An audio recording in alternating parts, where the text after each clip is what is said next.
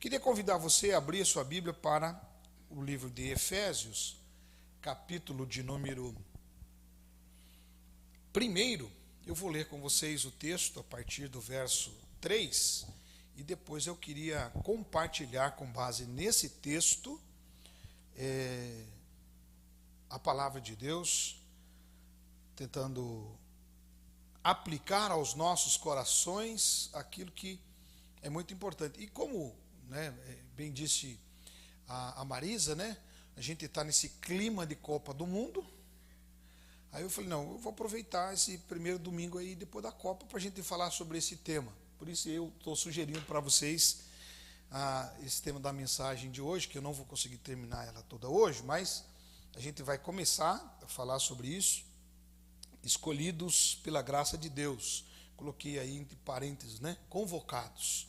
Existe uma outra convocação que já aconteceu, e eu queria que você sintonizasse aí a sua vida para você perceber.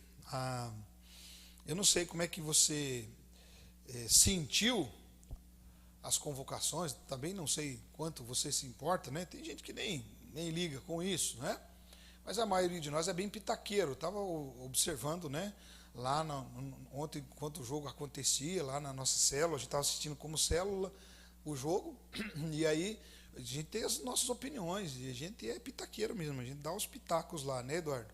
A gente sabe quem que joga, quem que não joga, E aí até que eu falava com o Azaf ontem à noite, eu tenho um grupo de futebol, um grupo do futebol, dos pastores. E ali, então, os pastores começaram a colocar ali, aquelas questões todas. E aí eu fiquei impressionado que durante o jogo, falei, como é que consegue assistir o jogo e ainda ficar comentando, E eles conversando lá um monte, Mas por que eu estou falando sobre isso? Quando o treinador, o técnico da seleção brasileira, convocou a seleção que iria defender a gente lá na Copa do Mundo, você se surpreendeu com algum nome? Sim ou não? O Sidney, muito bom, Sidney. Foi uma boa ou uma surpresa, Sidney? Que boa. Alguém disse, que o Brasil é um barato, Cada brasileiro é um treinador, É maravilhoso isso, Mas eu não sei como é que você lidou. Mas, por exemplo, eu fiquei surpreso com a convocação, por exemplo, do Everton, que é o goleiro, Eu realmente achei que ele iria ser convocado e foi, Tem uns outros meninos que apareceram ali, que eu nem sei o nome direito deles, mas o Hendrick, que eu achei que não ia ser convocado, foi. O Neymar, achei que não ia ser convocado e foi. Enfim, umas coisas interessantes, Alguns que a gente tinha certeza que iriam, não foram. Outros que a gente tinha certeza que não iriam, ou nem imaginava que iria, foram. Então, com essa introdução, eu queria que você me acompanhasse na leitura aí de Efésios, capítulo 1, a partir do verso de número 3, quando a Bíblia vai dizendo assim: Bendito Deus e Pai de nosso Senhor Jesus Cristo, que nos tem abençoado com toda sorte de bênção espiritual nas regiões celestiais em Cristo, assim como nos escolheu nele antes da fundação do mundo, para sermos santos e irrepreensíveis perante ele, e em amor nos predestinou para ele, para a adoção de filhos, por meio de Jesus Cristo, segundo o beneplácito de sua vontade, para louvor da glória de sua graça, que ele nos concedeu gratuitamente no amado, no qual temos a redenção pelo seu sangue, a remissão dos pecados, segundo a riqueza da sua graça, e que Deus derramou abundantemente sobre nós em toda a sabedoria e prudência, desvendando-nos o mistério da sua vontade, segundo o seu beneplácito que propusera em Cristo, de fazer convergir nele, Cristo, na dispensação da plenitude dos tempos, todas as coisas, tanto nos céus como na terra, as da terra. Nele, digo, no qual fomos também feitos herança, predestinados segundo o propósito daquele que faz todas as coisas conforme o conselho da sua vontade, a fim de sermos para louvor da sua glória, aleluia, nós, os que de antemão esperávamos em Cristo, em quem também vós, depois que ouvistes a palavra da verdade, o evangelho da vossa salvação, tendo nele também crido, fostes selados com o Espírito Santo da promessa, o qual é o penhor da nossa herança até o resgate da sua propriedade em louvor da sua glória. Amém? Vamos orar? Curva sua cabeça, ore comigo. Paizinho, em nome de Jesus, eu quero, Pai, clamar que o Senhor aplique ao nosso coração, Deus, esse texto. Que o Senhor fale comigo e fale também com os meus irmãos a partir, Pai, desta porção da Tua palavra, verdades tão importantes a respeito dos Teus planos e projetos para as nossas vidas, e que dúvidas, Deus querido, que tenhamos, que, Senhor Deus, receios, que, Pai, posturas inadequadas sejam consertadas, corrigidas pelo poder do Senhor e pela ação poderosa do Teu Santo Espírito. É a oração que eu faço a Ti nesta manhã, nesta hora, em nome de Jesus.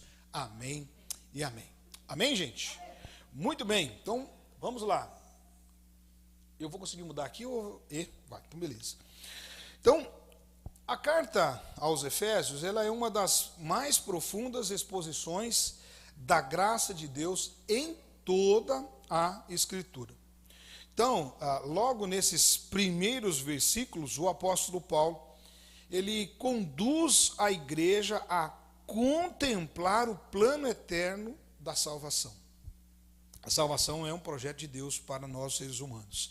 Antes de falar, então, sobre qualquer outro assunto que ele vai desenvolver aqui, né, na sua carta, de falar sobre os deveres que os cristãos têm, nós, os cristãos, temos, né, sobre as batalhas espirituais ou sobre relacionamentos, ele nos convida os crentes, o povo de Deus, né, claro que escrevendo a igreja de Éfeso, mas o Espírito Santo estava usando as palavras do apóstolo Paulo para nos falar a todos nós em todos os tempos. Então, antes de falar essas outras coisas, ele vai fazer esse olhar precioso com relação a esse tema. Então, o texto ele começa com uma adoração, um termo de adoração, não é? Uma manifestação de adoração no verso 3, quando ele diz: bendito Deus e Pai de nosso Senhor Jesus Cristo, que nos tem abençoado com toda sorte de bênçãos com toda sorte de bênção espiritual nas regiões celestiais em Cristo. Então, glória a Deus por essa percepção do apóstolo Paulo. Paulo não inicia aqui, não é interesse dele, não por isso, né? É por causa da palavra, mas também tenho essa preocupação ao iniciar esta temática de concordar com o apóstolo Paulo e afirmar que o apóstolo Paulo ele não tem como intenção, não iniciar uma discussão teológica fria, como muitos têm feito nos nossos dias, e pelo contrário, ele quer adorar a Deus, ele quer louvar a Deus por aquilo que Deus operou em nosso favor. Então, a doutrina que o apóstolo Paulo trabalha aqui, principalmente nesses versículos, a doutrina da eleição é apresentada como motivo de adoração. E é isso que eu queria ficasse gravado no seu coração.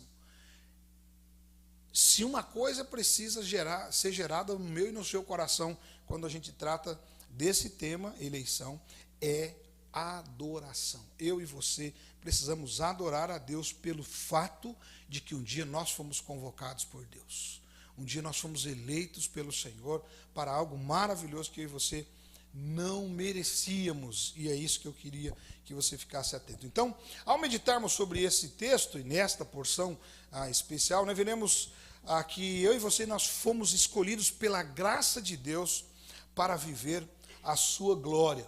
Então, nessa porção, tem isso tudo aí que a gente vai conversar nessas próximas dois encontros que eu vou estar pregando pela manhã, vou falar sobre esta temática. Então, a primeira coisa que eu gostaria de falar com o irmão, né, com o amado, com o querido, com a querida, é que a eleição ela é um plano eterno de Deus Por isso que eu falei, né, dessa convocação aí. Eu e você estamos na lista de convocados do Senhor. Amém? Se você fosse um jogador de futebol, um jogador de vôlei, de basquete, não é? De tênis, sei lá do que, de peteca, né? Seja lá o que for, se você fosse um atleta que praticasse, se você fosse convocado para representar o Brasil, como é que você se sentiria? Pois bem, eu e você fomos convocados, nós fomos eleitos, nós fomos chamados pelo eterno Deus para fazer parte do time dele, da família dele, o corpo de Cristo. Amém?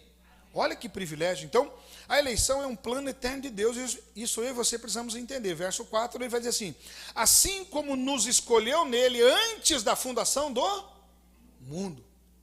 Então, na sua presciência, no seu conhecimento de todas as coisas, o eterno Deus nos escolheu em Cristo Jesus, porque Ele preparou esse corpo, esta família. Então a eleição não é uma resposta de Deus ao que viu nos seres humanos. Ou seja, ela não surgiu em um determinado momento da história. Deus está acompanhando o desenrolar da história humana e Ele resolveu, não, vou salvar esses aqui. Não, isso já nasceu em Deus na eternidade. Então Paulo afirma que nós fomos escolhidos antes da fundação do mundo. Olha só, irmãos, isso precisa trazer entendimento para nós. Então, antes da criação dos céus e da terra, antes da queda mesmo, antes mesmo da queda de Adão, antes da existência da humanidade, antes da existência do pecado, Deus já havia estabelecido o seu plano redentor.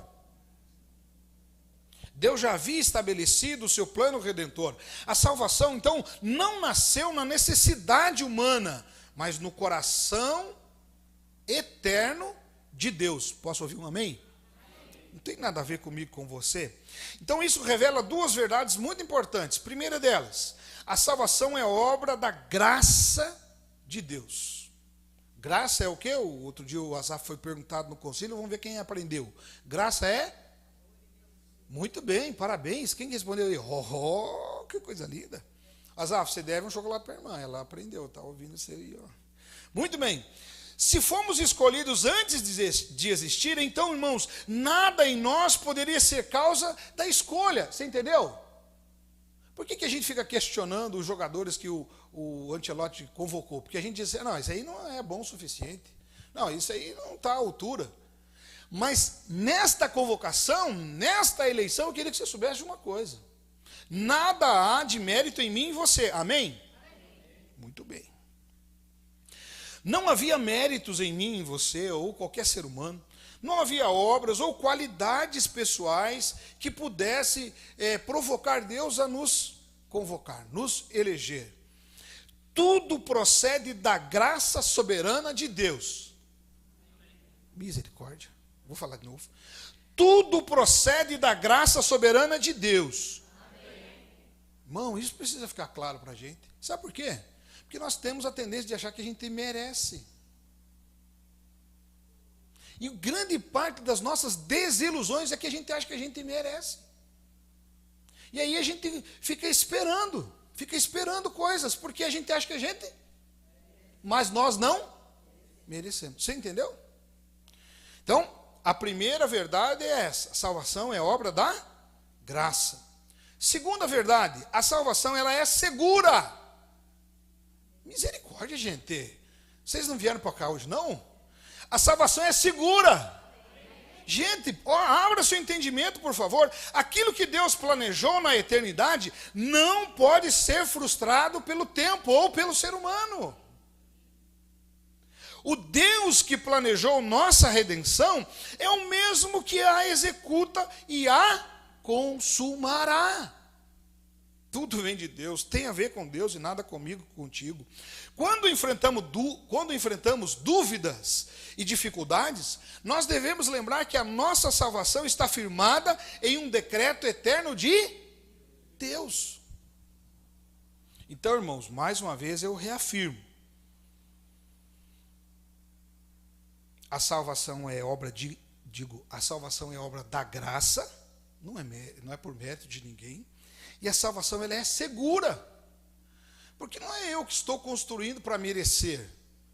Ah, não, eu estou me esforçando no meu clube de futebol, eu estou me dedicando aqui e eu mereço ser convocado para a seleção brasileira. Não, irmãos. Não. Lá, obviamente, né, que se pode fazer esse julgamento. Mas com relação à salvação, com relação a essa convocação eterna, muito mais importante do que, não é, convocação para um clube de futebol, uma seleção de futebol, ou qualquer outra coisa que você possa imaginar, qualquer outro tipo de eleição. Pode pensar em qualquer tipo de eleição aí, qualquer tipo de convocação que se faça.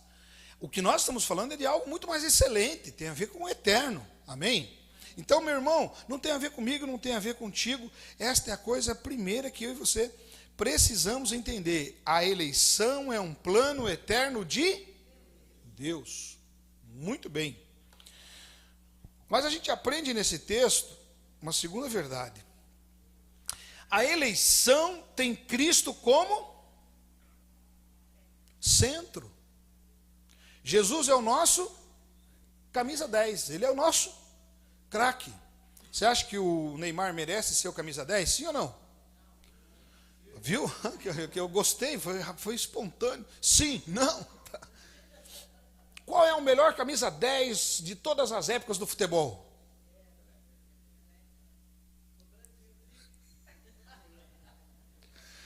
Eu achei que tinha algum argentino aqui, né?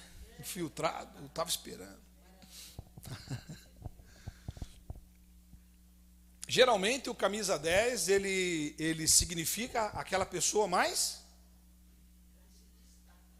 mais talentosa, que se destaque, o craque do time. Tanto que, né, a pessoa, o sonho dela é usar a camisa 10. Principalmente no futebol brasileiro é assim. O 10, ele é o craque do time. É o cara. E o nosso cara tem nome, o nosso cara é? Gente, céu, vocês estão dormindo, vocês não estão entendendo nada que eu estou falando, né? O nosso cara, o nosso craque é Jesus. Então, irmãos, olha o que Paulo disse. Nos escolheu nele, verso 4. Nos escolheu nele. Então, esta palavra aqui, irmãos, nele, ela é fundamental. Por quê? Porque a eleição não pode ser compreendida separadamente de Cristo. Eu e você fomos convocados, eu e você fomos eleitos em Cristo. Tem a ver com Jesus, não tem nada a ver comigo, com você. E isso precisa ficar claro para a gente. Deus não escolheu um povo independentemente de Cristo Jesus, o seu Filho. Isso foi um engano de Israel. E isso tem sido o engano de muita gente. Ele escolheu um povo em união com o seu Filho. Tudo tem a ver com Jesus, tudo converge em Cristo, tudo aponta para Jesus. Então, toda a bênção espiritual mencionada neste capítulo está ligada à pessoa de Cristo Jesus. Muito bem. Então, nós fomos escolhidos em Cristo, fomos adotados por meio de Cristo, fomos redimidos pelo sangue de Cristo, recebemos herança em Cristo, fomos selados pelo Espírito Santo de Cristo. Tudo se resume a uma única palavra: Cristo. Você entendeu? Sim ou não? E é isso que precisa ficar latente na minha mente e na sua mente. Cristo, ele é o fundamento, a base, o mediador e o centro de toda a obra da salvação. É isso que Paulo está ensinando. Esta é a verdade do cristianismo. Então, não existe eleição sem a pessoa de Cristo. Não existe essa convocação, não existe a salvação fora da pessoa de Cristo Jesus. Então, a salvação, ela está firmada em Jesus Cristo. Toda graça que recebemos chega até nós por meio da pessoa e da obra do Senhor Jesus Cristo. Mas olha, irmãos, talvez você fale assim: pastor, mas o senhor está falando tanto disso, falando repetindo, por quê? Porque tem muita gente que acha que ele merece. E tem muita gente que está aí batalhando, não é, querendo merecer a salvação. Outro dia eu citei, né, o livro do Max Lucado, Nas Garras da Graça. Esse livro é show de bola. Você tem que ler este livro para você entender a graça de Deus. Lá ele trabalha, inclusive, essas nuances, de que ele faz esse diagnóstico dos comportamentos que os seres humanos têm. A humanidade, ela acaba se comportando, e ele aponta ali algumas características, alguns personagens, não é? Algumas maneiras de se responder a este desejo pela salvação.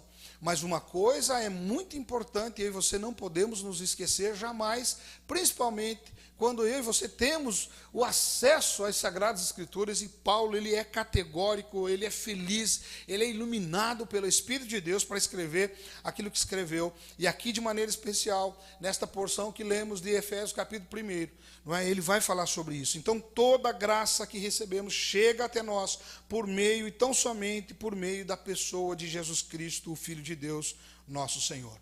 Por isso, a eleição não deve nos levar a olhar para nós mesmos, mas ela precisa nos levar a olhar para Cristo Jesus. Ele é a prova viva do amor eterno de Deus para com o seu povo, para com a sua igreja, para com o seu corpo. Fomos eleitos em Cristo, incluídos na igreja.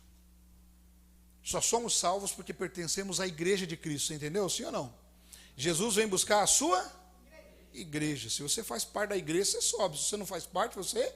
Não, mas eu creio. Não, mas eu fui eleito. Não, irmão, se você foi eleito, você está inserido na igreja. Porque Jesus, ele vem para buscar a sua noiva, a sua igreja, que é o seu corpo.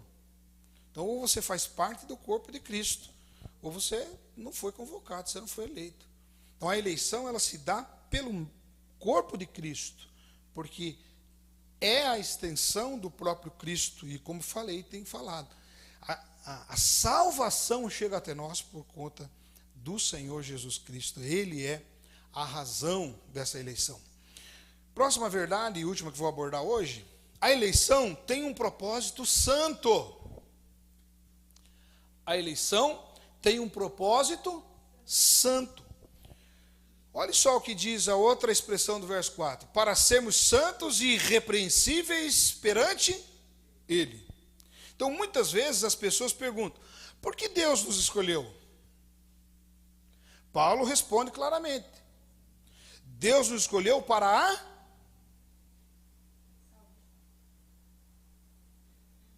santidade.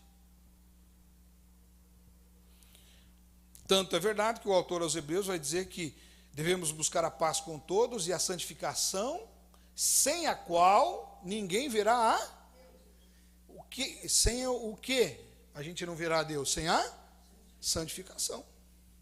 Então, meu irmão, minha irmã, querido, perceba, olha só, por que a gente foi convocado por Deus? Por que a gente foi escolhido, eleito em Cristo Jesus? Não é por acaso, tem um motivo. É para a santificação, é para a santidade. Então, a eleição não é apenas um privilégio. É um privilégio? Claro que é. Pare e pense, irmãos. Como é que a gente viu, né, os vídeos aí, quando o Ancelotti convidou os caras, como é que os caras reagiram? Eu não sei se foi verdade mesmo, mas disse que teve um lá que desmaiou, né? Então, a emoção foi tão grande que o cara desmaiou. Você imagina? E o outro, né, de um jeito, o outro de outro, enfim. Cada um reagiu lá de uma forma, mas todo mundo com alegria. Por quê? Porque é um privilégio. Então, irmãos, a eleição, ela é um privilégio para nós, mas ela também envolve uma vocação. Perceba, vocação. O mesmo Deus que escolhe é o Deus que também nos transforma. Olha a obra toda dele. Poxa vida, pastor, a gente não faz nada? Nós somos passivos. Nosso papel é permitir a graça de Deus manifestar em nós. Por isso que o apóstolo Paulo, escrevendo aos Romanos, no capítulo 12, versos 1 e 2, ele vai falar sobre, não é, a nossa maneira de pensar que deve ser mudada, e ele fala assim: não se deixem ser moldados pelo mundo, mas, quem lembra? Transformai-vos. Sejam renovados no vosso entendimento. Ali, o verbo aponta para o passivo, o sujeito ali é passivo. Nós não operamos, nós sofremos a ação do Espírito de Deus, do próprio Deus. Amém? Então vamos lá, olhe bem, nós estamos falando nesse ponto que a eleição, ela tem um propósito santo. Por isso mesmo, eu e você precisamos precisamos perceber o que é que o Espírito de Deus quer fazer e está fazendo em nós. Então, vamos abordar aqui algumas questões. Santos. Ser santo significa ser separado para Deus. Isso é santidade, irmãos. O que significa ser santo, pastor? Significa ser separado. Sabe aquelas coisas que a gente separa? Não, isso aqui é de uso exclusivo para isso. Vou falar uma coisa aqui, né? Você tem lá os seus talheres, os pratos, eles são separados para você usá-los para quê? Pratos e talheres são usados para fazer a refeição. Você consegue imaginar dando outro uso para ele e usando também para a refeição? Sim ou não? Por exemplo, eu tenho até medo de perguntar isso aqui agora, né? Você tem coragem? Eu não tenho, já vou falar. O prato que você usa para você se alimentar, você botar ração, dar para o cachorro, depois você usar também? Eu não tenho. Alguns vão falar, não, pastor, não tem nada de errado. Poxa, tudo bem, mas eu não consigo. Para mim, o meu prato, ele é santo. Ele é separado para um uso exclusivo. Irmão, santidade é isto. Ser santo significa ser separado para o uso exclusivo de Deus. Muito bem. A vida cristã, então, não é apenas abandonar o pecado. Irmão, isso aqui você precisa abrir. Quem está comigo, bate palma uma vez. Misericórdia. Vou repetir. A vida cristã não é apenas abandonar o pecado, mas pertencer inteiramente ao Senhor. Por isso que tem muita gente que está na igreja, o cara participa da igreja, ele é membro da igreja, ele é um adepto do evangélico. E ele está ali, ele faz parte, ele discute, ele fala, e ele decora os jargões e tal, mas o cara não é separado, ele não é santo ao Senhor. Porque ele não entendeu ainda que ele pertence ao Senhor, ele é do Senhor. Então não é a vontade dele, não é o querer dele, não é o jeito que ele acha que tem que as coisas ser. Ele precisa estar submisso e deixar que Deus possa agir na sua vida. Fazendo a leitura diária minha hoje, né? E aí ouvindo, e ali, né, percebendo as palavras do apóstolo Paulo e as experiências que ele está tendo. Irmão, que diferença dos nossos primeiros irmãos, dos apóstolos. Porque não só o apóstolo Paulo, os outros também viveram estas questões. Que diferença. O texto ainda fala sobre ser irrepreensível. Refere-se a uma vida íntegra, marcada pela sinceridade diante de Deus. A eleição nunca deve ser usada como desculpa, meu irmão, presta atenção nisso, como desculpa para uma vida de desobediência. Pelo contrário, a eleição, a convocação santa do Senhor nos chama a refletir o caráter daquele que nos escolheu. Irmão, eu e você fomos escolhidos por Deus. Você já ficou triste quando você não foi escolhido por alguém? Sim ou não? No futebol, né, quando a gente era garoto, até hoje, né, você está lá, aí o pessoal começa a separar o time, né? Todo mundo quer ser o primeiro escolhido. Por quê? Se você for o primeiro a ser escolhido, significa que você é o craque, você é o cara. Mas quem quer ser o último? Hein, Felipe? Quem quer ser o último, né? Porque ser o último escolhido significa que ele é. E às vezes uns, né? Vem aqui para completar o time. Aquele que vem para completar o time, a gente inclusive tem um nome, né? É bullying, olha só. Tem até um nome que a gente dá para aquele camarada. Não, deixa o fulano ir para vocês, não tem problema não, porque ele é café com leite. Café com leite, ou seja, você entendeu. Mas, irmãos, olha só. Eu e você precisamos ter a alegria no coração e por isso mesmo responder à direção do Espírito de Deus, porque, irmãos, o chamado é para refletir o caráter daquele que nos escolheu. É disso que nós estamos falando. O apóstolo Pedro, na sua primeira carta, capítulo 1, verso 16, diz: sede santos, porque eu sou santo. Então, essa é a prerrogativa, por isso que ele nos convocou. E é por isso que esta obra continua sendo feita em nós. Então, a evidência da eleição não é orgulho espiritual, como muitos têm demonstrado nos dias de hoje. Mas é uma vida transformada pela graça. Quanto mais eu e você entendemos a graça de Deus, quanto mais eu e você entendemos como fomos eleitos, como fomos escolhidos, e como isso tem tudo a ver com Deus e nada a ver com a gente, quanto mais consciente disso, mais humildes seremos. Mais humildes seremos. Menos arrogantes seremos.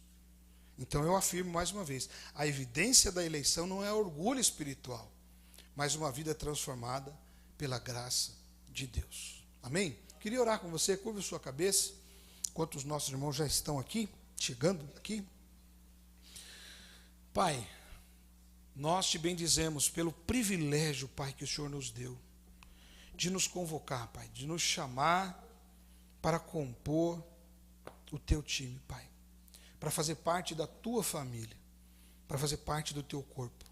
E porque, Deus, estamos no corpo, Pai, nós somos eleitos. Nós somos eleitos por mérito, como nós ouvimos. Isso tudo tem a ver com o Senhor Jesus, tudo foi por causa dele, a obra dele. E porque ele nos incluiu, Pai, no seu corpo, nós temos o privilégio de poder andar sobre a face da terra na esperança da eternidade, da salvação. Pai, que cada um de nós viva desta forma consciente, entendendo o privilégio que é ter sido convocado pelo Senhor, Pai, mas que a gente também entenda, Pai, a responsabilidade, Senhor Deus, de vestir esta camisa, a camisa do povo de Deus, a camisa da igreja de Cristo, a camisa de Jesus, Pai. Que a gente possa realmente andar, Senhor Deus, e viver a vida nesta terra de tal forma que em nós a glória do Senhor seja manifesta. Que as pessoas que convivem conosco, Paizinho, possam ver em cada um de nós o teu grande amor. Nós oramos assim, Pai, pedimos, cumpra em nós esta palavra. Nos ajude a viver como dignos da convocação para a qual nós fomos convocados, Pai. A eleição para a qual nós fomos eleitos é a oração que eu faço ao Senhor em nome de Jesus. Amém e amém.